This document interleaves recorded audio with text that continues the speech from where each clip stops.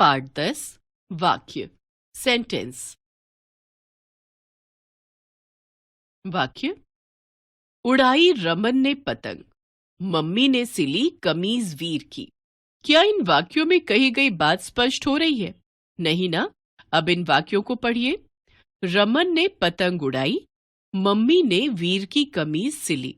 बच्चों, जब हमने शब्दों का क्रम ठीक से रखा तो बात ठीक से समझ में आई। वाक्य में प्रयुक्त होने वाले सभी शब्द पद कहलाते हैं। अतः हम कह सकते हैं निश्चित क्रम में रखे गए पदों का समूह जो एक निश्चित अर्थ या भाव स्पष्ट करे वाक्य कहलाता है। वाक्य के अंग।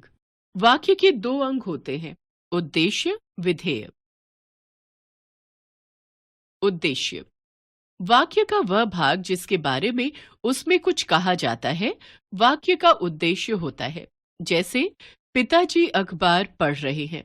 वाक्य में पिताजी पद वाक्य का उद्देश्य है क्योंकि अखबार पढ़ने की बात पिताजी के बारे में कही गई है। विधेय वाक्य में उद्देश्य के बारे में जो कुछ कहा जाता है वह अंश विधेय कहलाता है। जैसे ऊपर के वाक्य में अखबार पढ़ रहे हैं अंश विधेय है। उद्देश्य और विधेय के अन्य उदाहरण देखिए। वाक्य उद्देश्य विधेय।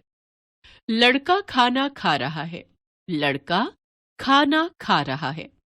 आपका लड़का खाना खा रहा है, आपका लड़का खाना खा रहा है। झूठ बोलने वाला लड़का घर गया, झूठ बोलने वाला लड़का घर गया। इस तरह एक वाक्य की रचना उद्देश्य तथा विधेय के मेल से होती है।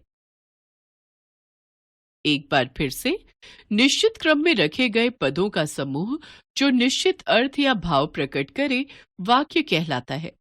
वाक्य के दो अंग होते हैं, उद्देश्य, विधेय। जिसके बारे में बात की जाए वह उद्देश्य होता है। उद्देश्य के बारे में जो कुछ कहा जाए वह विधेय होता है।